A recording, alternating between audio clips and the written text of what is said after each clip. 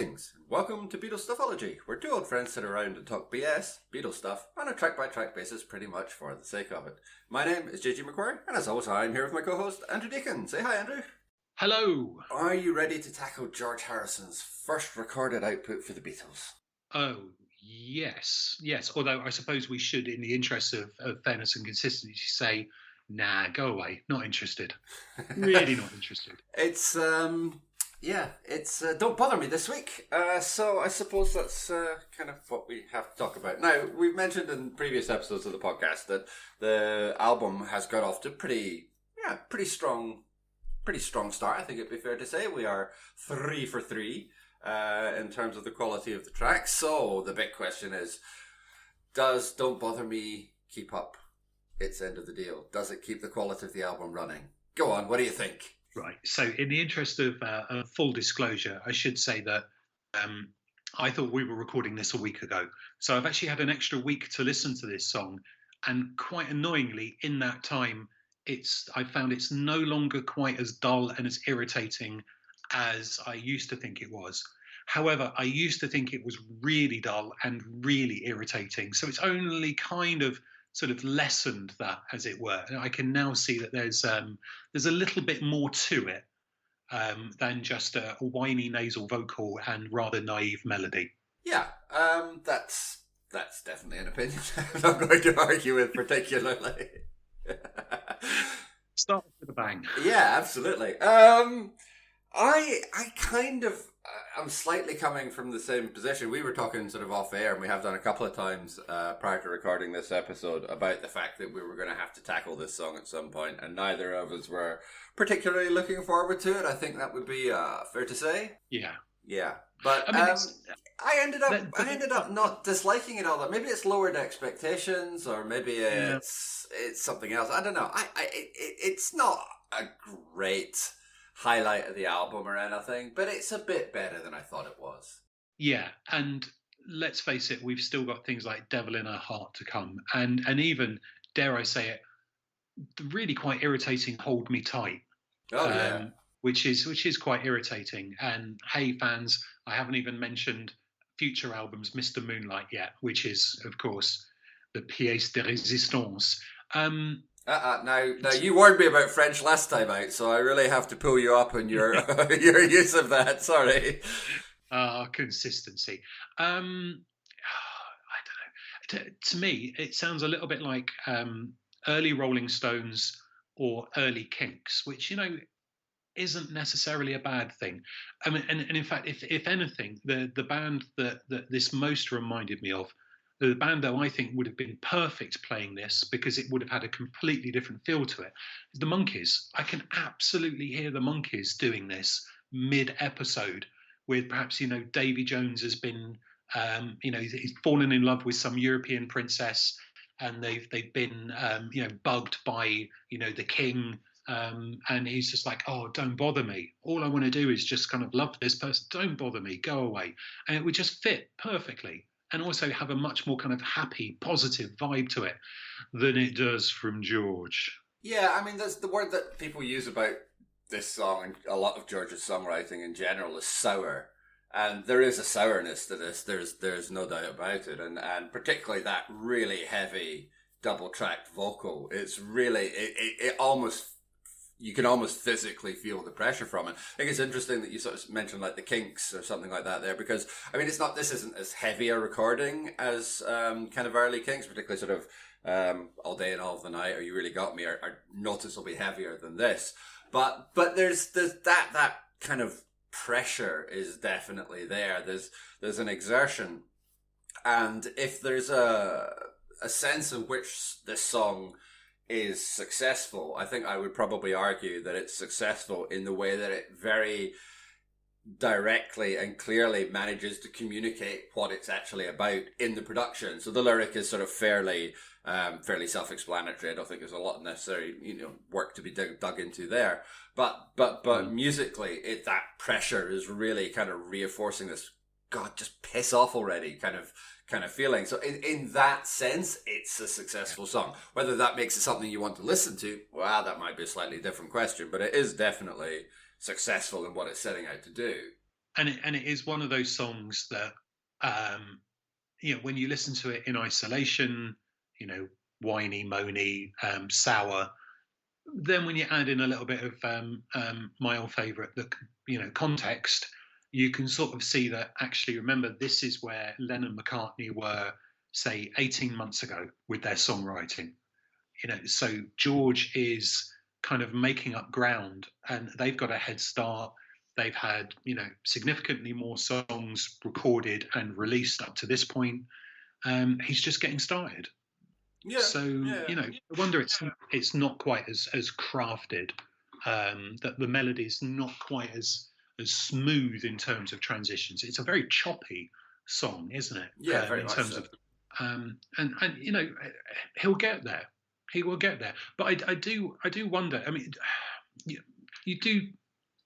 I think people have tried to reassess George Harrison a bit too much, and that they try to reassess him in relation to the others. It's almost as though you're in a situation where, the obvious thing is to say, oh well, John Lennon was a genius, Paul McCartney was a genius. However, and those are right. They're the right answers because they are. But then there's a tendency for people to try and say, oh yeah, but George was better. And I almost feel as though they're trying a bit too hard to have an opinion. Um, because actually an awful lot of his songwriting does come across as being quite miserable. And yet people say, well, he was spiritual, he was so happy and, light-hearted. Was he really? I mean, I think if you're going to, I think there's probably an inherent contradiction at the heart of George Harrison, and it is that he eventually develops into this kind of spiritual individual. He has this kind of whole Hare Krishna thing, obviously, but at the same time, there is still this well of kind of bitterness which is in there, Yeah. and that contradiction never really goes away. And I think that might be one of the things that people respond to. Is one of the things I find quite interesting about his solo career is that it does have this really weird kind of fault line that runs through it. Whereas, he can write the, all these, I mean, I suppose if you're going to go for spiritual songs, I think we know which plagiaristic classic is going to be top of the list if you're talking about those kind of tracks. But if you do take something like My Sweet Lord, I mean, that's happy, that's cheery, that's up tempo. But all things must pass as well as I do. It's riddled with songs which are just not, sunshine and bunnies and unicorns and rainbows. It's a weird contradiction, but at the same time, he can be seen as an interesting individual because he isn't presenting a unified front, because there is this fault line that runs through his songwriting. I think interesting is the key word there. Because I think if you step back and analyze, I'm going to say objectively, it's impossible. You can't do it objectively, and it's obviously a subjective opinion on my part. Then there are flaws, and there are things that kind of hold it back from being something. Let's take for example, All Things Must Pass is a phenomenal album in the main. It's a phenomenal album, despite the fact I just don't like the sound of that guitar. That guitar sound that he had from, say, I don't know, 68 through to about 73, 74, it is unique. It is distinctly George Harrison.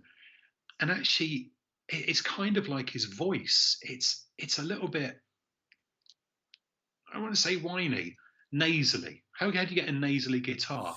And then when you get towards the latter stages of his solo career, admittedly, we're only talking about 2 albums, but also the Wilburys and stuff like that, you then get the Jeff Lynne effect. And, that's not a universally popular sound. Well, that's because Jeff Lynne has the ability to make every single thing he produces sound exactly the same. So I would very much agree that is not a universally beloved sound. So there's quite a lot there, and the more you look, the more songs there are where he's just seemingly basically complaining about the fact he never got his way in the Beatles. Okay, all right, good, but you made it. ton of money out of it. Well done.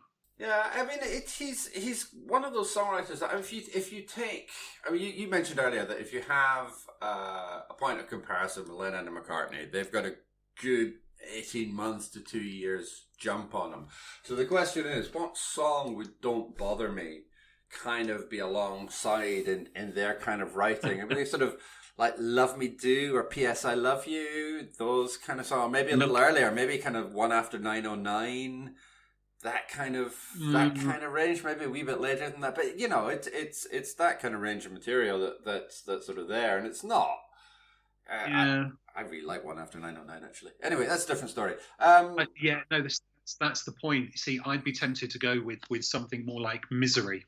Oh God, yeah, okay, well, yeah, certainly the same sourness there. There's no arguing with that.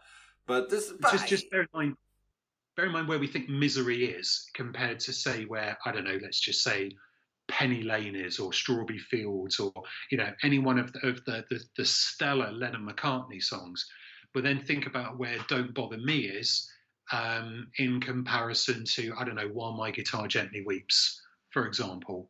The gulf is just enormous. I'd like to point out that when it comes to "Misery," it is the lowest score I have given any song that we have covered so far. I did see that. And it's your lowest equal with "A Taste of Honey." Yep. So that's the kind of range we're talking about there. And yet, I like I mentioned the kind of that sort of oppressive production. I do quite like the fact that it is able to kind of render itself in that way. I'm gonna do my usual Ringo praise now, because I think Ringo's really putting in a lot of work here. I think he's of the remaining three members of the band, I think he's probably the only one that is. I don't think anybody else is really overexerting themselves in any way, shape, or form. But Ringo's making like a solid effort here. He's got that slight Latin-y feel to it. It's got a good kind of solid anchor. And it's one of those songs that I know that we'll talk about this a bit later on, but it's a shame, I think, maybe that it was never done live properly, because it's one that I think would be quite effective, because all it really, like Ringo's drums really batter their way through this song, and you can kind of plonk the vocal down on top of that and you're kind of away. And particularly in the sort of screaming gig days, I think you could probably do something relatively effective with that if it had ever become a live number. Now that's not the fate that this song is going to go on and have, but I think a lot of that is down to that really kind of heavy battering production work, drumming that Ringo is doing in the background. But it's also got the stops just before we hit the chorus rather, and that's starting to give it a bit of drama. That's starting to help the song punch above its weight. So I think it probably does suffer from the fact that it's also an underdeveloped song. I think according to I think it was the Ian McDonald book was saying this was recorded like a fortnight after it was written, and you can tell because it's a very unevolved piece of music. But you can see that Ringo is We've spoken about before, haven't we? About the shortness of the gap often between recording and between writing and recording means it's not mature enough to have really properly developed. Exactly, but you can see where that development might come from, and I think it's Ringo's work that most often shows that up. I think if there would be more time invested to, I think particularly McCartney's bass is not particularly impressive here, but if he had invested a bit more time in the rhythm section of the band, had really locked in, again, I think it would be helping this song to punch a bit above its weight. But I suppose it's a good demonstrator of what a difference that extra work can make and that extra time to develop it. And again, like even if that time had been put in on stage rather than in the studio or eyeball to eyeball or whatever, it would still reap the benefits. So I guess I did have two things. I might have forgotten one of them. There is that sense that actually George was given particular songs to sing, wasn't he? There was some covers that he sang very, very regularly. So he had, those were his entries in terms of the live set. So it'd be interesting then to have a look and see which songs it was of his that started to work their way into the set, if any, before they finally stopped playing. But also, I suppose the other thing in terms of consistency, in terms of what you said a moment ago, is that I have previously said that I am a big fan of silence in pop music. So the fact that there are those little pauses in there is actually something I should actually just sort of hold my hands up and go, yeah, fair enough, well done, that works for me. So I'm not going to be a hypocrite. I have said I admire that sort of thing before. So the bravery to do that here, okay, I'm with that. Excellent, well done. I commend your bravery. That's extremely mature of you to say that. But it's good. It's it's proper. It's proper musical punctuation. Won't be haunting me on Twitter. Yeah. You'll never escape it now.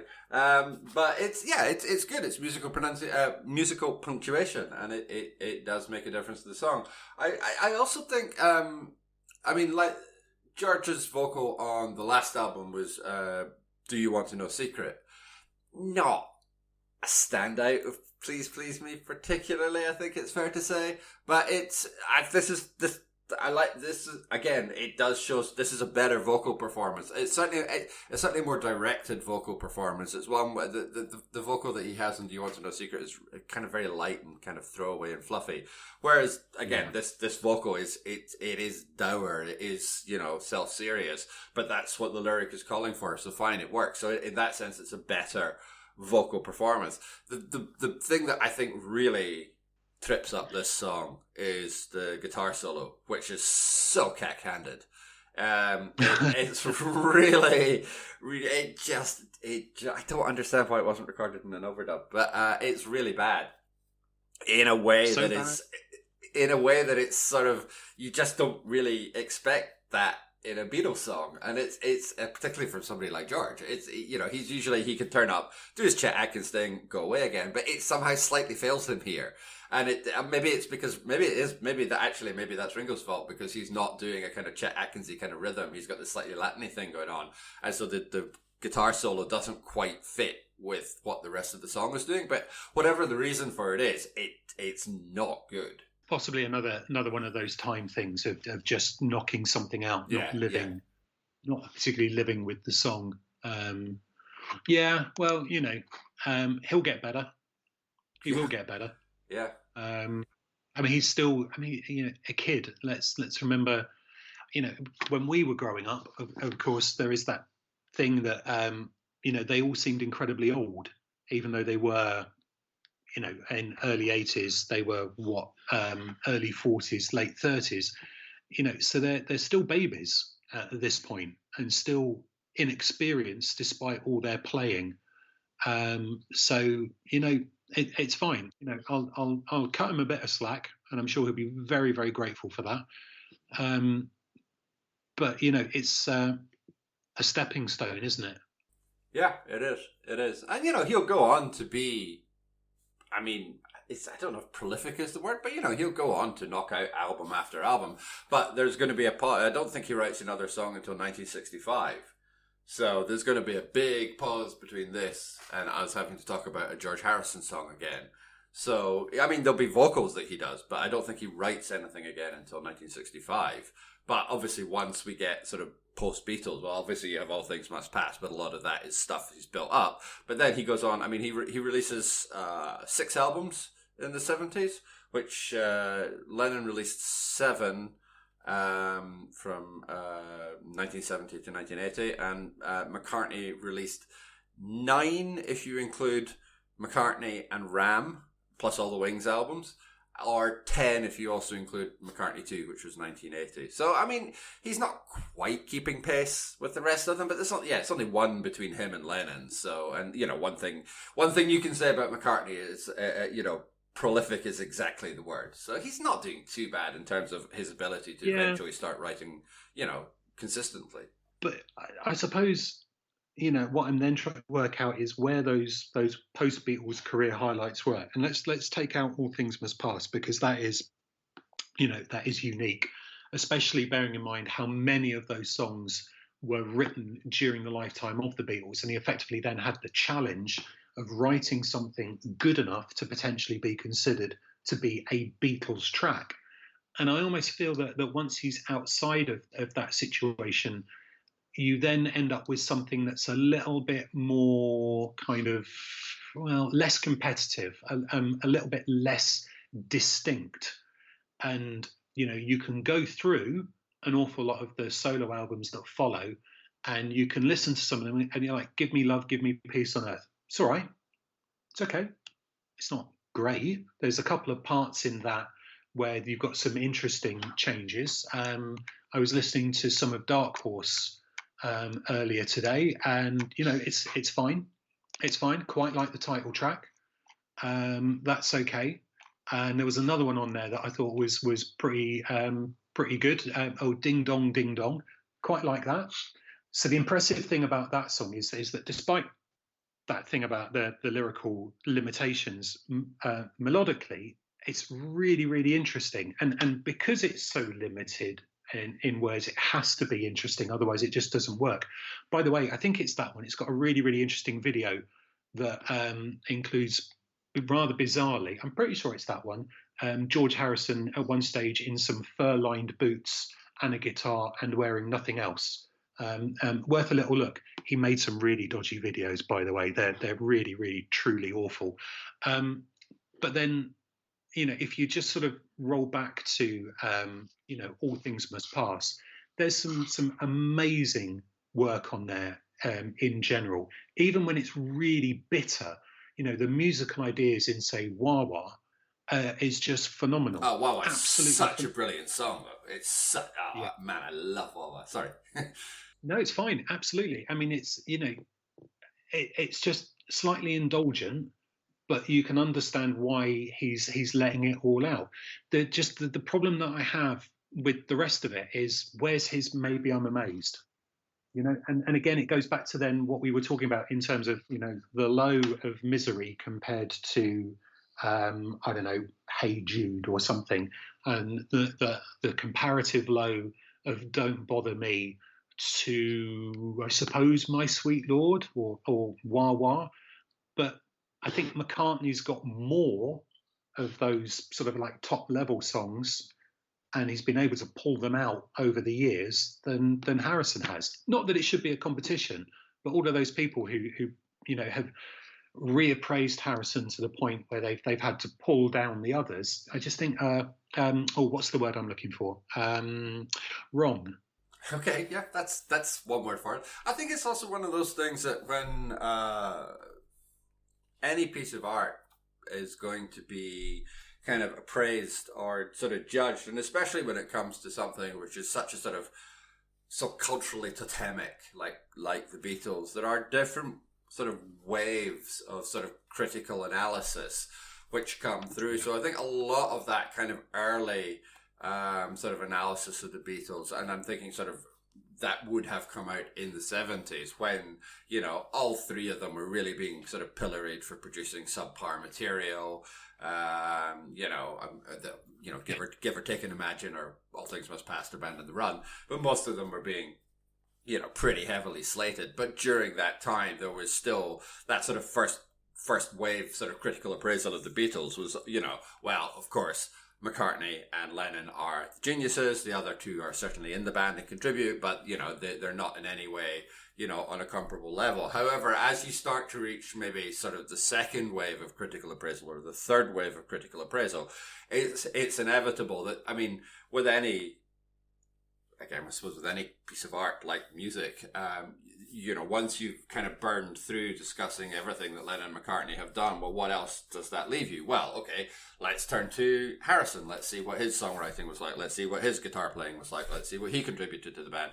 And so you kind of hit that second or third wave critical reappraisal where you start to examine the lesser interrogated parts of what were put together. I think some of that, is kind of a second or third wave is probably kind of the sort of Ian MacDonald, Revolution in the Head kind of comes from that wave. He's noticeably down on George Harrison. He's not a big Harrison fan, but you can tell that it's something which has at least been appropriately recontextualized, let's say.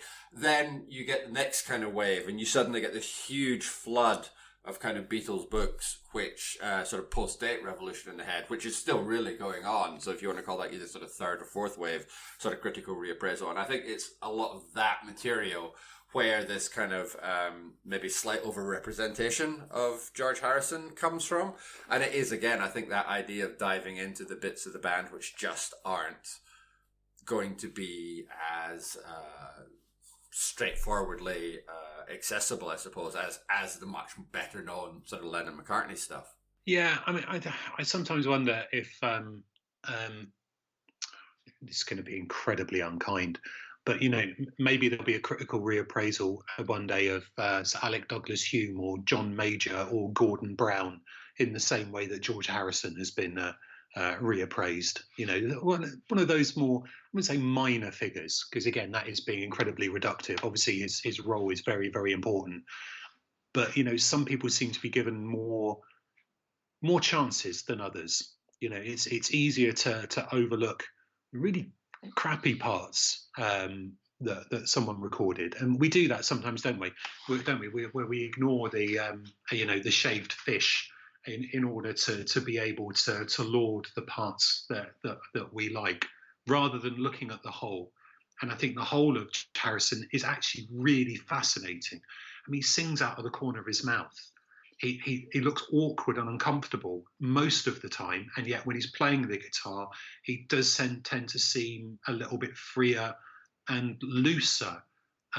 He likes particular guitar sounds that really work for him as he goes through the career. He knows what he can do. And if you listen to him talk about how he wrote songs, it's almost like he doesn't know how he's done it. He's just saying, well, I just sort of came up with some notes, it sounded good, and we went with it. So he's a really fascinating character who, don't get me wrong, it sounds like I'm being a bit hard on him. I mean, he has produced some absolutely amazing music. I just think that maybe he's a bit too lionized at times. It is that overcompensation, isn't it? And that's fine. That's fine. It's going to be subjective. And everyone's forgotten about the yogic flying from the Natural Law Party and that sort of thing. So he's not the joke figure that he was at some point in the mid '80s as well. Yeah. But he lived a relatively, actually, wasn't really that long a life, but a relatively long life, and he did lots in it. And I suppose actually there's the contradiction between wanting to be a very private person and yet inevitably being a very public person. So, and what we should have done is heed his words and handled him with care. Wow, that's a lovely sentiment. Absolutely. Yeah, I love Handle with Care. Such a great song. Yeah. Anyway, but interesting, isn't it? We don't bother me to handle with care. There's lyrically there's a bit of a theme. Yeah, absolutely. Yeah, you said he produced some great music, which I completely agree with, and Gon Troppo. But that's fine. We've all got a Gon Troppo in us somewhere, unfortunately. Would that we all had it. Would that we all had an All Things Must Pass. I went on a huge George Harrison kick, I think, in my sort of mid to late 20s. And all of those albums they've all got something on them that's worthwhile. But all right, maybe not Gon Troppo, but almost all of them have something on them which are worthwhile. But there's a lot of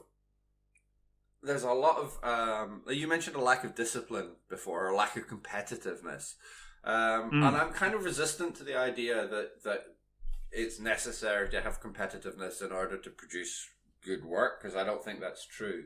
But I think it is true in the case of some people, and there is a slackness about a lot of those albums. There isn't.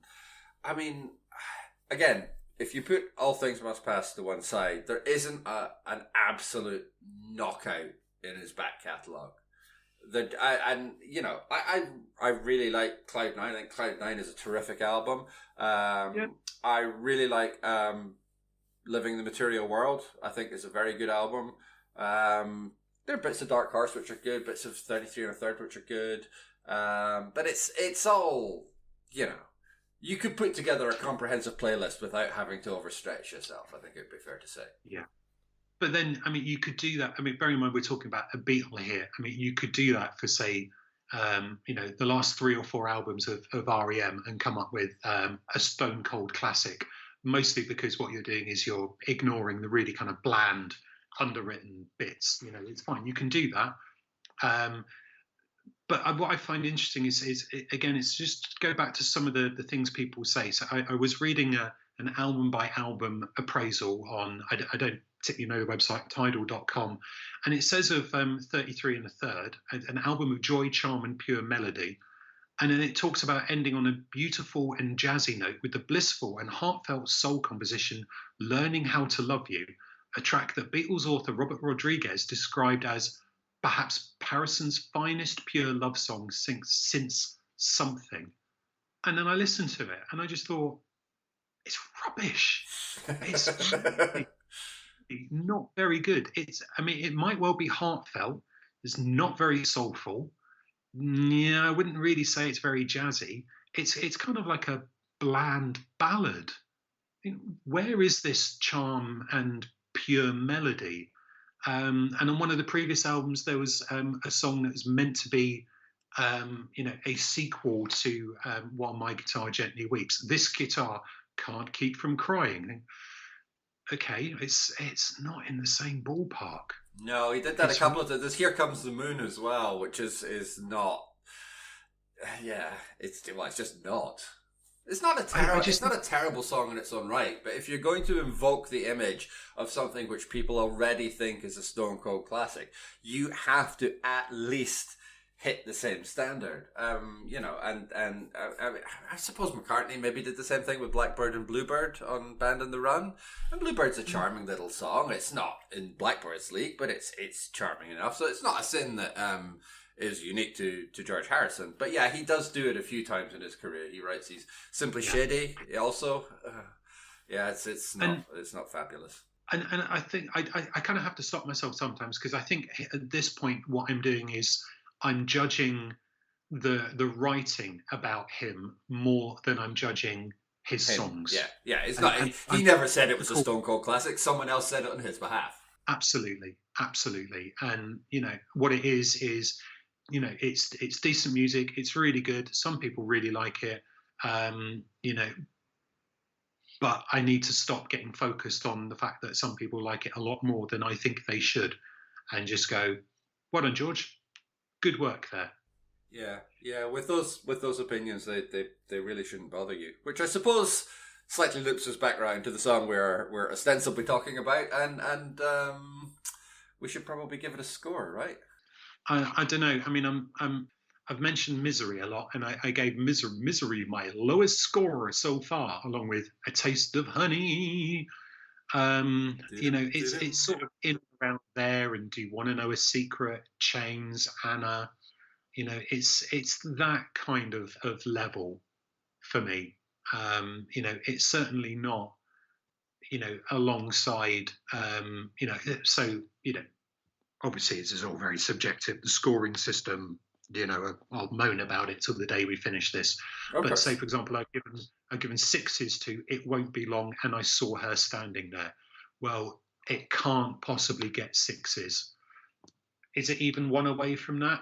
Yeah, I don't think so. So I'm just going to be mean and say it's a 4. It's a 4. Okay. Yeah. This system, you're just going to have to live with my harshness on here. Well, that's fair enough.